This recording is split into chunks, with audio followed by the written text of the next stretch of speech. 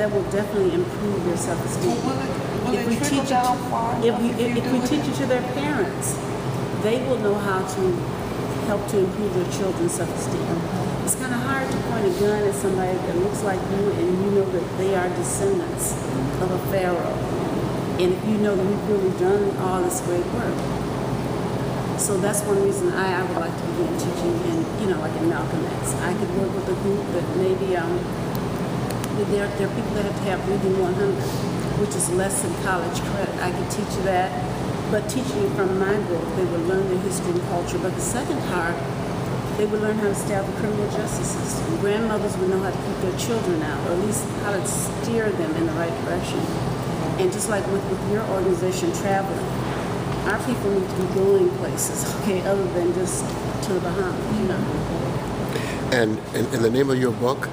Young Lions Challenged to Live Free. Young Lions is a nickname they use for young men in West Africa. Wow. So, it applies to the girls and boys too. Young Lions Challenged to Live Free. And so, as we were speaking here, you thought that you do see study groups as a good way to extend this information out? Absolutely. When you mention it, that's why I want to tell you about it, because I've actually been thinking in the direction. And I was thinking of going to Triton College first, but then I'm thinking Malcolm X would be a good place to go. Well, I personally, a lot of black students. I personally, I don't think you really have to.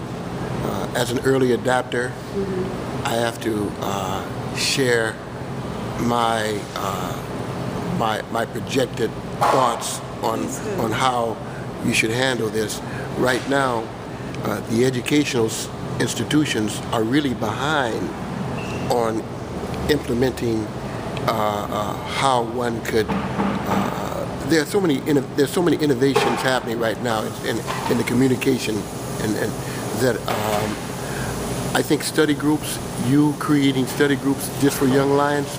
You can create study groups in libraries. You can create study groups and control, in a good way, control the numbers, control how you want them to flow. When you get into institutions, the institutions in this country now, and in a lot of places right now, haven't caught up with the social media, and so they actually slow you down.